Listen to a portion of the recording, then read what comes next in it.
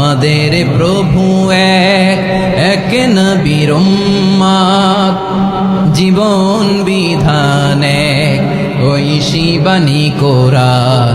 তবে কেন এক নও হে মুসলমান, এক হও করিয়া আহ্বান। বাইতুল্লাহ এক, আওয়াজ করে বলো আমাদের বাইতুল্লাহ কয়টা? বাইতুল্লাহ এক, মদিনা শরীফ এক, উহুদ পাহাড় এক, বদরের মাঠে।